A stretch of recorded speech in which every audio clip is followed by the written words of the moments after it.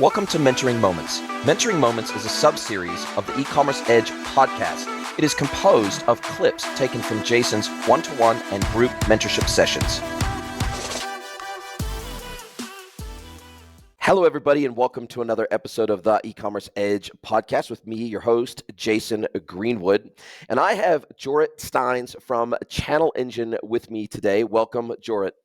Thanks for having me. Well, this is actually the second time we've had you on. We had you on about a year ago to talk about all things Channelengine, omni-commerce, connecting to marketplaces, connecting to shopping comparison websites, and making sure that you as a brand can be everywhere at all times, easily with a minimum of fuss, a minimum of cost, a minimum of IT stress, hassle, a minimum of technical debt. And we had a really good conversation about how the world is bifurcating, right? That, just having your own e-commerce website is not enough anymore, that you have to be everywhere your customers are or potentially will be. And so being able to send out product data feeds out to many different channels at the same time, formatted in the right way, mapped in the right way to where you're mapping all of your product attributes to, for example, the marketplace product attributes correctly, categorizing your products properly so that your products can be found and discovered in all the places that you need to be found and discovered. So we had a really good conversation about that, about how your technology helps brands achieve that easily with a relatively simple plug-in technology. But we're not here to talk about that again today. We're here to talk about some original research that you guys actually commissioned through Sapio Research. And this was all about online marketplace shopper perceptions. And this is new data, just been released, basically end of 2024. You just put this research out. And first of all, tell us how you decided, hey, sure, understanding how marketplaces work or sentiment or whatever is important to our business because we help connect brands and retailers to marketplaces. And you also, interestingly, help connect B2B brands, which is of particular interest to me, B2B brands to B2B specific marketplaces, of which DC360 said that by the end of 2024, which of course just happened, that there were around 1,000 global dedicated B2B e-commerce marketplaces out there. So even that side of the aisle is starting to see massive acceleration. But what caused you guys to decide we need to understand the market we play in better? Yeah, so first of all, there's a lot of misperceptions in the market, but also last, I think, 8 or 9 years I've been doing interviews and presentations, talking to brands and retailers as well as marketplace. And then there's this whole narrative that shoppers start their search on marketplaces, etc. And we wanted to validate that. Of course, I speak to family and friends. I can ask the question. It's like, let's do an independent research and see if it's actually true what we're all saying from this industry, and see what is changing continuously, because I see a lot of different perceptions. Also with brands, still there are brands that say, well, there's only one marketplace, that's Amazon, and let's go into Southeast Asia. But then if you try to sell on Amazon, everybody's buying on Shopee and Lazada. If you go into Europe, it's different, etc., etc. But then you want to be where the consumer is, the end consumer. What are their preferences? Are they shopping from marketplace to marketplace, or do they have just one marketplace they always go to? For what product verticals do they do that? So these kind of insights are essential. Also for us, what to focus on in terms of new regions, new marketplaces. And a lot of our customers would love to have those insights. So that's why we decided to have Sapio do that interview, because it's a lot of work to do that really, really well and get the right insights. So you got the chance to review the research paper as well, right? I did. And what's interesting is that, as you rightly pointed out, some of the key data points were pretty surprising to me. Maybe in the US, for example, one of the most surprising data points that I saw was that Temu, for example, only features in the top 3 marketplaces, within the top 3 spaces of marketplaces within the UK, not in Germany, not in France, not in the US. And I would have assumed, given the noise that we keep hearing about Temu, whether America is going to ban Temu or whack a great big tariff on Temu or marketplaces like Temu, that so far they're really only a threat in the UK. Top 3 marketplaces in the US: Amazon, Walmart, eBay. Germany, Amazon, eBay, Zalando. France, Amazon, Shein, Cdiscount. So to your point, I think that a lot of assumptions being made about marketplaces, and I would have assumed, for example, that in the US that Target's marketplace would have displaced eBay long ago in the top 3, for example, because we keep hearing about the success of Target's marketplace and other major marketplaces that have come to be within the last 5 years, say, for example, but yet vaunted eBay is still in the top 3 within the United States. And I think largely based on at least what I'm seeing in the market, that's largely on the strength of its automotive sales, automotive components and aftermarket sales, and its fitment sales. They famously have a very, very close relationship with Tech Alliance, and the ability for them to provide fitment data for users and say, well, I type in the make, model, year of my vehicle, and boom, I can immediately see all the OEM and third-party components that will work for my vehicles as aftermarket parts. So it feels like each marketplace is starting to develop a bit of a stronghold in its own unique way, and it just shows how defensible some of these marketplace moats are in specific regions. And I think that is probably the single biggest thing that stood out to me is everybody assumes Amazon is it. Like if you're on Amazon, that's the only that's the only place you need to be, but B, that basically Amazon has won the war for global marketplaces, and this data proves that is simply not the case. True. There are a lot of points you're making in this statement, right? So let's start at the end. Amazon definitely is winning in the US, UK, Germany, Spain. That's about it, because there's many other regions where they are quite strong, but they're not the local hero. Southeast Asia, same thing. Shopee, Lazada, Poland, Allegro, Netherlands, Bol.com, France, Cdiscount, Latin America, Mercado Libre. So it differs a lot. Also, depending on your vertical. So if you have a generic product, you can always sell it on Amazon, eBay, and stuff like that. If you really sell fashion, the Amazon algorithm isn't made for fashion. So go to the fashion marketplace and they prioritize all the fresh assortment, new collections, stuff like that. Amazon prioritizes the stuff that has been around for a very long time, so they're never out of stocks. Underwear, socks, shoes, stuff like that. So that's one part. If you look at Temu, for instance, I spoke to Temu last week. They're super happy with all the noise in the media. Even if it's negative, it's still noise. People are driven to their app, and super impressive how fast they grew in a very short time. With a lot of stuff that was already for sale on the marketplaces, but then some guys just went to Alibaba, bought it, put their own logo on it, and started selling it on Amazon and eBay anyways. And now it's direct from manufacturers. So it's a different ball game. The way they do gamification and stuff like that is insane. So that yes, they grew fast, but still a lot of people buy a lot of stuff on the well-known marketplaces, eBay and all the ones that we mentioned already. So yes, there are shifts in the market, and a lot of people, and you see that in the report as well, they use 4 or 5 marketplaces. So they might buy their kitchen equipment on Amazon, and then some impulse buy for a birthday on Temu or on Shein or on TikTok, right? So there's so many channels and everybody using multiple channels continuously and hopping from one channel to the other. And what I found surprising is that the research being done on product research before they buy, even on cheap products. So people spend up to an hour just to, research toothbrushes, which is mind blowing to me. Like just click on it and buy it. But they even visit 2 or 3 marketplaces to do research, and not 2 or 3 marketplaces and then a retailer and then Google, etc. So it's interesting to see that shift in consumer behavior. And that's what you need to be wary of if you're a brand or retailer, because consumers are shifting, and that's where you need to be with your products. Well, and it's interesting also now that I'm based in a LATAM country, I'm based in Mexico. The entire buying culture, the entire fulfillment culture, the entire everything culture is just so radically different. Now that I'm based here, I see why, for example, in Mexico, the top 3 retailers are marketplaces in this country. So Amazon, Mercado Libre, and Coppel, right? Even Coppel is like a $9 billion a year business in Mexico. So we're talking, these are the 3 absolute dominant forces in retail in Mexico, right? Now, what's interesting going beyond that is that e-commerce is still only about 9% of It's total insane, retail right? in Mexico.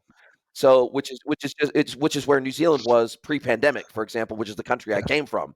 And so I've seen, go from 9% to like 12% during COVID in New Zealand, and I'm watching a similar change start to happen in Mexico that I witnessed previously in New Zealand with the rise of e-commerce and literally every single person from the age of 5 to 85 having one of these in their hands. And I'm also, now that I live here, I'm able to understand some of the structural differences of the way this market works that mean it is harder for new players to come into the market here. And I'll give you just a couple of small examples. So, for example, in LATAM, but particularly in Mexico, not everybody has a street address. So if we look at a place like Guanajuato, for example, they have a pathway or a neighborhood address because their housing frontage is not on a road. It is literally, it's a rabbit warren on a hill, for example, of houses and colonias where they have footpaths that go in front of their house. So they'll literally have a footpath address, not a street address. And unless you understand those subtleties, being able to operate in this market is impossible because you can't even get the product into the customer's hands unless you understand logistics and how logistics has to work here. It's Then it's you not have the to only country. understand We've seen that, that for the first time in France, whereas we literally got addresses. It's like, yes, on that street, deliver it next to the blue car, next to the White House. Like, yes, where do we fit yes, that in the address box? exactly, because this is completely the norm if you don't have a street frontage address, right? The other thing is that Mexicans absolutely have a default expectation that you will deliver to them up to 9, 10 o'clock at night. Like this is a completely normal thing. DHL does it. Estafeta does it. Like all the major carriers deliver up till very, very late at night. So the expectation is that after I get home from work, people will still deliver to me. I don't have to go to my local depot and pick this thing up. You should come to my house. You should deliver it to my door. You should reach out to me on WhatsApp and ask me when I'm going to be home so that you can deliver when I'm home. So the other thing is WhatsApp Yeah. communication. WhatsApp communication is the de facto standard here. So if they ask for more information, if they ask for more information about your address or a copy of your ID or something like that, it is absolutely the norm that I will get a message on WhatsApp saying, "Hey, it's Jose from Estafeta here. We're going to deliver today. Are you going to be home? And hey, we need this piece of documentation from you or whatever." It And is that's where we need completely the norm. AI Whereas in New agents on Zealand, WhatsApp, right? That do it for you because the information is in our solutions. And why not? Yeah. 100%. But it's so interesting that WhatsApp is the default communication channel here, not text message, not email. WhatsApp is the default communication method here, and you have to give a WhatsApp number, otherwise you're going to struggle. You You're see going to that in other struggle to have regions worldwide communication as from any. well. If you go into the UAE, Dubai, same thing. Turkey, same thing. You cannot do anything without WhatsApp. And isn't that crazy when I think about the fact that in New Zealand, Australia, the United States, Canada, WhatsApp is just not. It's just not a thing. It's just odd how WhatsApp has absolutely Yeah. dominated certain regions, and they even use WhatsApp. For example, in Mexico, I know that Amazon uses WhatsApp as its primary communication method with its own drivers to say, "Hey, look, we've got this parcel. It's available at this depot. Come and collect it." And Amazon has done something really interesting in Mexico and I think in wider LATAM, which is that they have created almost like an Uber like internal system to get products to customers. So instead of having 100% of their fulfillment capability being employees, they've mobilized thousands and tens of thousands of contractors that are able to connect into their internal Yeah. logistics system via an Uber-like interface, from what I understand and from what I hear from the local delivery drivers for Amazon. And it makes it easy where you can just pick up a few hour shift after the end of your long working day at 6 p.m. Then you can go drive for Amazon for the next 3 or 4 hours, which is probably why we can get deliveries up till 10 p.m. at night from Amazon, because these drivers get off work at 6 and then they immediately go to the Amazon warehouse. They pack their car full of Amazon parcels and then they go to their neighborhood and they Yeah. So ship you would them out. expect that in Mexico and other countries that WhatsApp will be one of the top marketplaces in the near future, right? Where you just drop in a request on WhatsApp, it will find the right product and deliver to you. happy to connect it. Yes, yes. It would not surprise me in the slightest. But maybe you can tell me and share with my audience some of and I'll put a link to the findings. I'll put a link to the report in the show notes, of course, so they can see the entire report. But maybe as someone who literally lives, eats, sleeps, and breathes this industry every single day, more than even I do, what were maybe 2 or 3 of the standout data points for you in the I report? was surprised by the verticals. So we did an interview and we asked, what are your, for different verticals, home and living, fashion, electronics, how much are you buying on marketplaces versus the other verticals? And home and living stood out with 74% of people preferring to buy it on marketplaces and lower percentages on fashion and electronics. And I was surprised because I used to run an e-commerce operation with a lot of home and living products. And we had this internal discussion, who the hell is going to buy a couch? And that was 15 years ago. Who the hell is going to buy a couch online? And then we launched couches, and apparently a lot of people did. So, and now you see that on marketplaces, it doesn't matter what kind of size it is, and it's actually more convenience because it's so big. You don't want to go to the store and pick it up, and typically also delivery times are way too long. But it's also a lot of home and living decorations. So probably because if you want to decorate your home, it's some more items, and you just have one-stop shop where you can select everything. So was surprising to me. I saw some other surprising facts as well. Like I mentioned, that the research people are doing on marketplaces, typically they do 2 or 3 marketplaces when they want to buy a product, not just one marketplace. And also you see Google search still in there, but it's lagging way behind marketplace. But even if you just type one of your product queries and you go into Google search, the majority of the Google shopping ads are from marketplaces. So you will end up in marketplaces anyway. So that's a whole vicious cycle, and that's logical because marketplaces have the purchasing power to buy that ad way more effectively than that one store that only has a limited assortment. So because if a marketplace buys that ad, somebody comes on Amazon and buys something else, plus they have an income on their in-house retail media. They're actually making more money on advertisements on their platform than they're actually spending on advertisement to get people on Amazon. That's an interesting fact as well. Wasn't in this research. Wow, wow. I think one of the other things that stands out to me, particularly in places like LATAM, but it's also happening in New Zealand, Australia, to a lesser degree in the United States, but certainly in Canada, is that a lot of the traditional retailers that we think of as retailers, they're also marketplaces. Like, for example, Liverpool is a huge, huge department store chain here in Mexico, right? Huge. We've got one, in downtown Puebla here, massive department store, rivals anything in the United States or ANZ. And they're a marketplace online. They're a marketplace. And so, maybe 20% of their products are sold directly by Liverpool, but as you navigate their website, it'll have a little tiny little thing that will say, sold by, or the equivalent in Spanish, sold by, with this little logo or this little Absolutely. brand there. And I've shopped with them, and many other retailers here. Copel's a prime example. They're a first-party retailer, and they have a massive retail footprint with stores all over Mexico, but they're also Yeah. a marketplace We see online. And so, we see you see that this with being very common. very common across the globe. All retailers, especially when the first sort of economic meltdown early 2022 began, money became super expensive, interest rates went up. So all the retailers to be careful on how much inventory they put on the balance sheet. You don't want to have the inventory in the balance sheet, so they just stock the fast-moving items and then open the marketplace to make sure they could still sell these items and have this full assortment on their marketplace.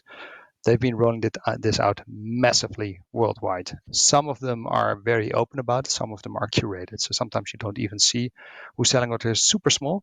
Sometimes it's a drop shipment where it's not clear that somebody else is selling it, but that is across the globe. So the big ones, of course, you mentioned Walmart and Target, but it's also Macy's, Nordstrom's, Saks Fifth Avenue, and many, many others. But they're not all open, so it's a curated marketplace for specific brands to make sure they have that assortment. Sometimes it's a marketplace to do backfill or size filling. So if, for instance, somebody is selling shoes and they have the main sizes, but then they also want to sell these odd super large or very small sizes on their website, then they'll have the brand do it. which is more efficient, right? So you don't have to stock all these items in all these stores, all these warehouses.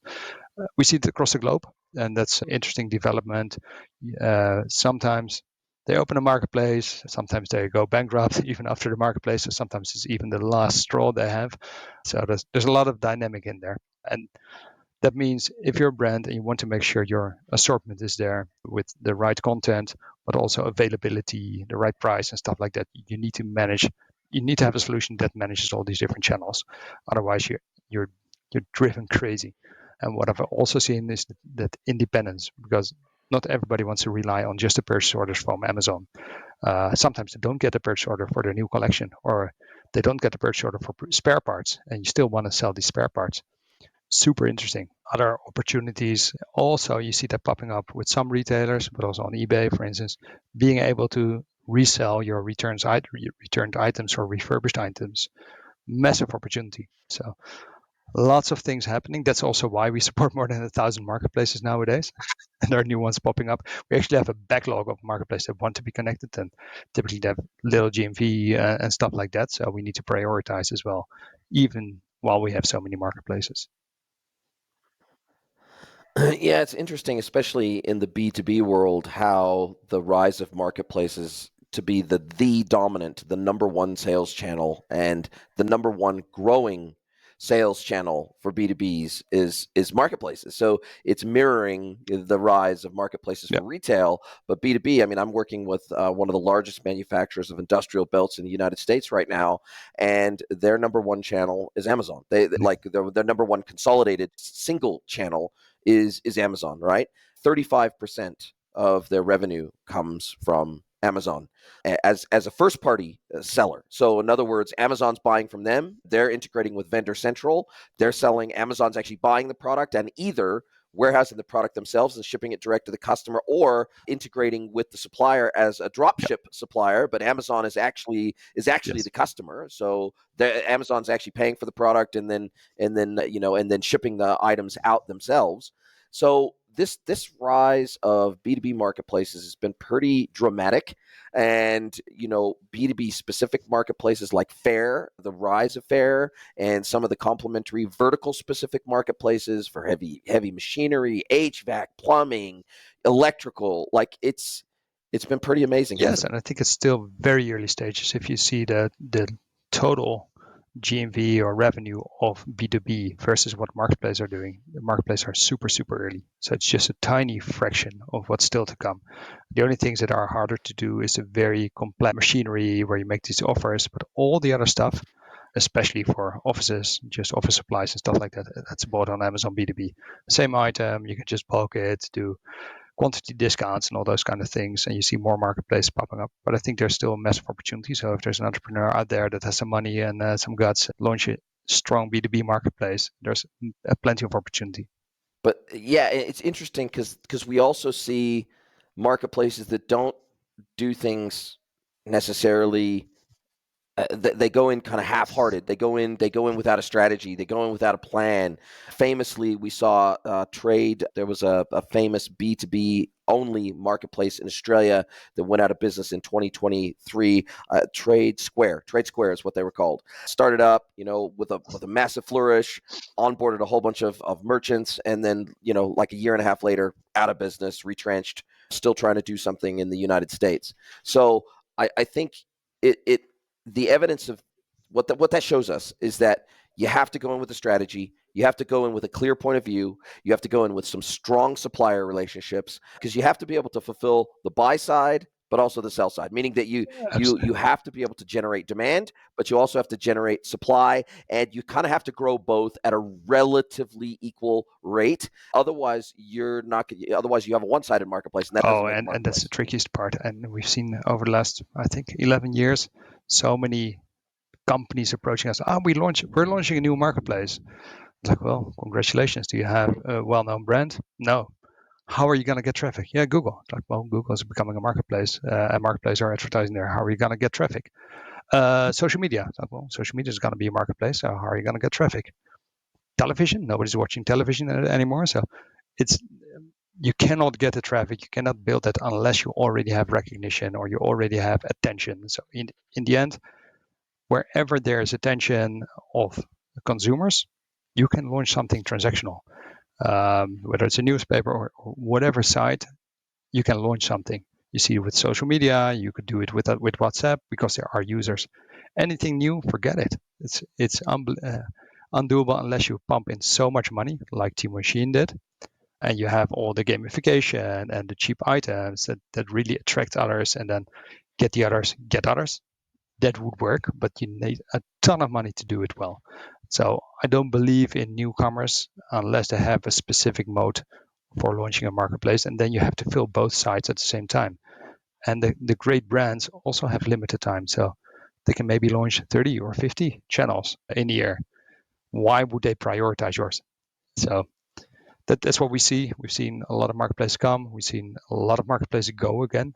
And yeah, eventually, as a brand, you just need to be able to switch between all of them. And one of the things that you pointed out in the research here was that half of online shoppers start their shopping journey directly on a marketplace, with another quarter kickstarting on a search engine. So most people, I think, assume that you would start your shopping journey on a search engine or your favorite branded website, D2C website, whatever. That's simply not the case.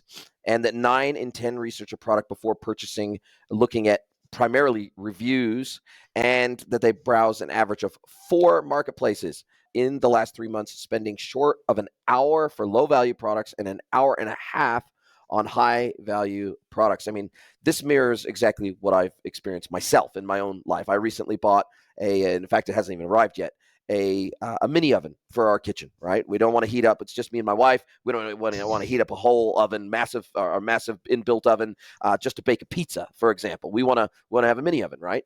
And so I checked Amazon, I checked Costco, I checked Coppel, I checked Walmart online, I checked Liverpool online. Like I checked like at least five, maybe even 6 places to find not only an oven that had the specs that I was looking for, but that had the best price. Now, it ended up being that Coppel was having a special on mini ovens, and they had one that actually had one of the key features I was looking for, which was an inbuilt rotisserie, so that I could do a rotisserie chicken inside the mini oven. Now, what was really interesting is that this same model was carried by a couple of other places, but their product data was weak, and it didn't say that it had a rotisserie.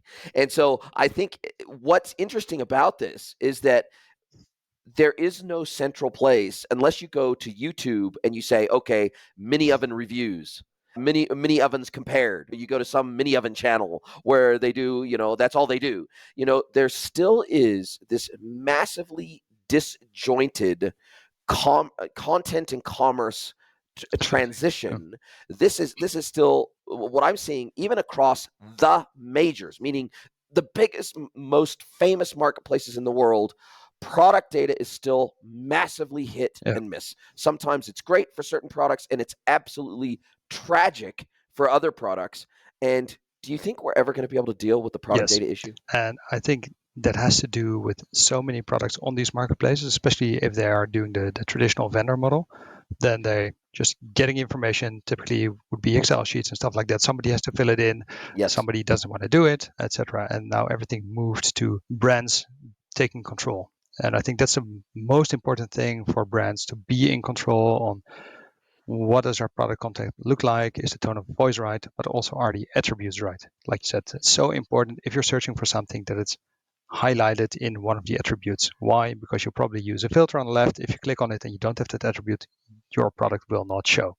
And there's so many marketplaces have these required attributes and optional attributes. It's essential to also fill the optional attributes. But if you have to do that manually on all the different marketplaces, it will drive you crazy. So you need a way to connect that from your PIM system, flow it into the different marketplace. And we're working very hard on, if you're missing something, using AI to augment it, grabbing it out of your central content, grabbing it out of sources online, and then doing that, because some of the biggest brands don't even have all their content, even if they designed the product and manufactured the product. Sometimes they don't even know. But the biggest risk is if resellers do it, because they don't care that much about your brand. So I spoke to one brand who is selling these watches and said, well, some reseller put a watch online with a battery life of 6 months. tiny mistake, but they got all the complaints because it wasn't correct. So that's why brands need to be in control of their content, availability, and stuff like that, especially across so many different channels popping up and going down, because it reflects on your brand. Yeah, no question about that. I mean, you're relying on, and many customers don't even see, like, customers don't use the term marketplace. We use the term marketplace, but the end consumer has no idea. For example, they don't really, like, when they go to Liverpool or they go to Copel or they go to whatever, they don't see that as a marketplace. Maybe they understand Amazon as a marketplace, or maybe they understand Mercado Libre as a marketplace, but they don't understand when they go to a retailer's website and they see sold by, they don't think of that as a marketplace model, and they still will blame a Liverpool, for example, if there's something that goes wrong with the delivery, or if the product description is wrong, or if the product specs are wrong, or something like that. I'm going to blame the brand. Or if something goes wrong with the delivery, even though the manufacturing brand is meant to be shipping it directly from their own warehouse directly to your door, if it ends up going missing, or I have to chase it down, or I have to go to a local depot, whatever, I'm thinking of the brand that sold it to me, that I actually paid, branded checkout, Liverpool. I'm going to blame Liverpool. I'm not going to blame the supplier. That's why I buy on marketplace as well, because even if it's a small seller behind it, I know, well, I'm just going to blame Amazon, and they pay me back. I don't have to chase that small company. Yes. So that's one part. And also, you said not everybody's aware, and that was surprising as well. If you look at the research report, more people are aware than I thought, especially versus a couple of years back. So I'm reading, that's why I'm watching that way. So 36% is fully aware that there are marketplace seller models, 25% somewhat aware, 28% slightly aware, 8% not very aware, and 3% not at all. So it's pretty interesting to see those stats. So it has increased over the last couple of years, probably because they saw the sold by and stuff like that, and it makes you curious. And it's probably in the news a bit more, and so that helps. But awareness is growing, and that's what you see. So even more important to deliver well, deliver fast, and stuff like that, to have the right user experience. Well, and the other data point that was brought out in the report, most shoppers make unplanned purchases when browsing online marketplaces. Hence, browsing can easily convert into basically a shopping spree, particularly for those living in the USA. Surprise, surprise. Americans are the best shoppers in the world at 66%. And then Germany was a standout one at 59%, where they will make unplanned, unexpected purchases when they get to a marketplace. They may have gone in for the mini oven, but they ended up buying a broom and maybe an iron and an ironing board. I would be interested in the stats. Maybe you have to do a separate research. At what time of day? Is that later in the night? And how many beers did they drink? Yes. There must be an influence. Yes. Yes, no question about it. Those Germans, those dicey Germans, the German market for e-commerce, especially as I understand it, the difficulty of getting online in Germany, the consumer protections in Germany are extreme. And so as a result of that, perhaps one of the most extreme sets of consumer protections in the world in terms of right of return, length of return, warranty periods, like, it's pretty extreme in Germany, absolutely. A lot of returns, because they are used to buying from a catalog, buying multiple sizes and shipping back the rest. And so it's sort of ingrained in their culture. But there are also some rules that are super strict. So it is an advantage of launching on a marketplace instead of having your own branded shop, because any lawyer in Germany can sort of sue you for crossing a line and get money out of it. So that's one of the reasons I understood why it's so strict in the US, in Germany. But just leverage marketplace. A lot of people are buying on marketplace, and Amazon is massive in that country. If you want to sell fashion, you can go on Zalando, About You, Otto, local marketplaces. So lots of opportunities to leverage these marketplaces with traffic. Yeah, and what's interesting is the breakdown of marketplaces, specifically in places like Germany, Amazon, eBay, Zalando. I mean, wow, what the domination by the majors is almost complete, which is wow. Like the consolidation happening in marketplace. Yes, there's new marketplaces springing up every day, but the consolidation is really happening at a rapid clip. I didn't see anything. Maybe you can tell me, unless I just missed it here. Was there anything specific about New Zealand and Trade Me.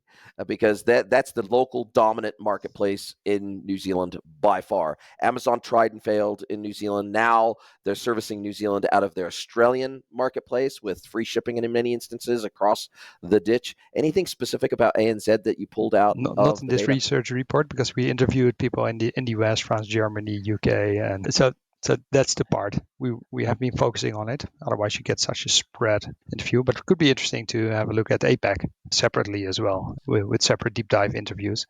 But Yeah, very I found interesting it mind space. blowing how many marketplaces there are in Australia already, and in New Zealand already. Well, I think Australia is actually the most marketplace Yeah, country in the world. I am not aware of another country that has as many yeah. marketplaces as Australia.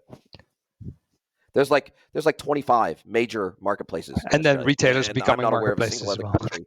I mean, Bunnings, for example, famously marketplace. Some of the literally the biggest retailers in Australia are now Oh, also absolutely. Yeah. marketplaces. So the Iconic, for example, and just so many, and they're taking a hybrid approach where just like Amazon, some of the products are sold first party, some of the products are sold third party, and then integrating Myer, famously retail juggernaut in Australia, famously marketplace Yeah. online, and bringing their Myer One experience across all of the products that they sell, regardless of whether it's first Yeah, and I party or think it's a third party. massive opportunity as well, because if you want to launch, if you're a UK or US brand, you want to launch in Australia, are you going to launch your own website, optimize, do advertisement, or are you going to launch one of the marketplaces? And then just pick a 3PL, local agency, connect the marketplace, and you're good to go. And you can test it out, and then you can use marketplace to drive up volume, brand recognition, and then you can even launch physical stores and your own e-commerce site. So that's the best entry into a new region. And we see brands that just cover the globe with just marketplace and a few global brand stores, and that's it. Wow. And any other key points? I know this is, it's like a 25 or 30 page report here. What were one or two other absolute standout data points for you? For me, standout data points is that also the boomers are also buying a ton of stuff on marketplaces. So 26% of respondents were boomers, over 60-year-old. And then all the other generations, also Gen Z, buying lots of stuff on marketplace as well. It will differ a little bit on what kind of marketplace they select and whether it's social commerce or not. But it's super interesting to see that. And I think people interested in e-commerce marketplace would love these insights. So yeah, great that we do this podcast on this topic and that you can share the report. And then happy to do future reports as well where we want to do some more deep diving. Well, I think for me, one of the final standout data points is that best price is not always the primary driver in every country. US, best price, primary driver. UK, best price, primary driver. France, primary driver, best price. Not so in Germany, right? And not so in the Netherlands. For example, in Germany, large product selection is the number one driver. Prices are easy to compare. Number one driver. For me, I would say in Mexico, trust, number one driver in marketplaces.